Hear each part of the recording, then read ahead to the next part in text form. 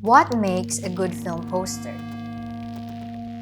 Before the age of clickbait thumbnails and video sharing platforms, we have movie posters that intend to grab the attention of the audience and ultimately persuade them to spend their money to watch films.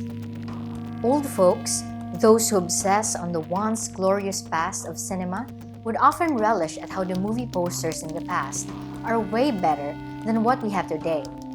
They would even push the argument claiming that posters are separate art forms, having a life outside the films they represent. While such a view on posters is true, it is more of an exception than a rule. Posters, since the conception of films, are marketing tools aimed towards selling the film through appealing to the mass market. There is no point in denying such.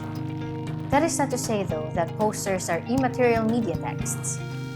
Much like any part of the film production process, poster making takes a conscious effort both from the layout artist and the director. They have to identify which one single image represents the film best. This means then that a poster offers us a glimpse of how the filmmaker wants her or his film to be judged. Film posters in the country have always been a point of interest for scholars.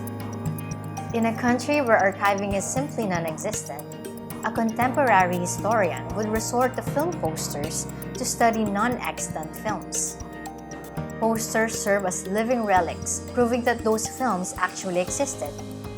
Or in another case, posters become evidence that Filipino films were shown in other countries.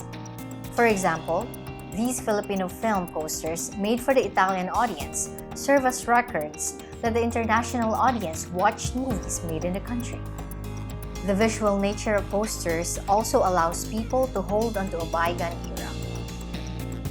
The hand-painted gigantic film posters in old movie houses in Manila often give nostalgia to old cinema goers. Contrary to popular belief, cinema's shift to digital didn't mean the death of the art of film poster making. Free and cheap design software meant that even independent and student filmmakers could create well-designed posters. And the art of film poster making continues in the hands of young artists whose view of cinema, filmmaking, and design might already be different from the generation that came before them.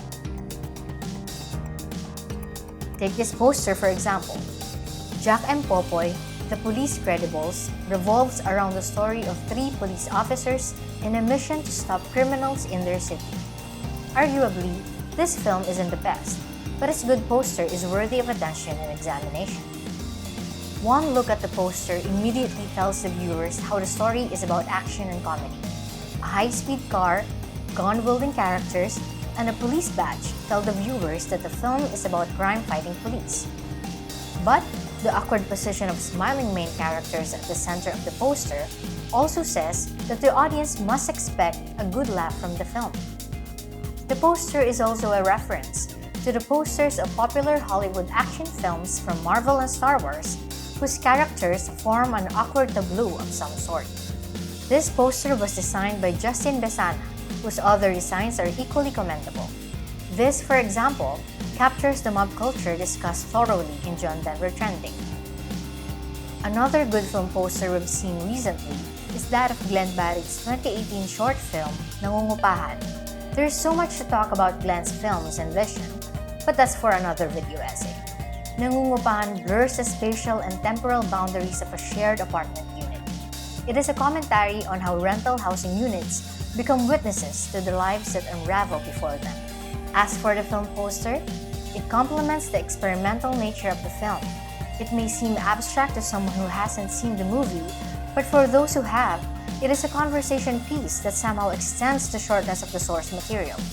It isn't the typical design, as it presents the names of the production crew members through a receipt and the cast through a list, items that are often found in residential homes. The whole poster is reminiscent of a miscellaneous drawer that collects dirt and other non-essentials at someone's home. Just like the collection of uneventful mini-stories in the film, the poster also collects trivial objects that may have once served as witnesses to people's life events. When it comes to documentary films, filmmakers often choose a single frame from their movie that somehow summarizes the entire story. This goes with the truth-telling nature of documentary films. They are a glimpse of the actual lives of people.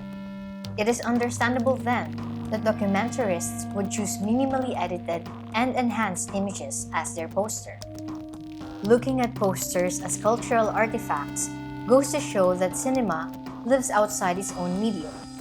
Cinema is in the posters we see, in the reviews and critiques we read, and even in the memes we share. To read a film only through the sound and visual you see on the screen is an underappreciation of an art form that is boundless and eternal. Thank you for watching, and please consider subscribing. We would like to continue making video essays on Philippine media.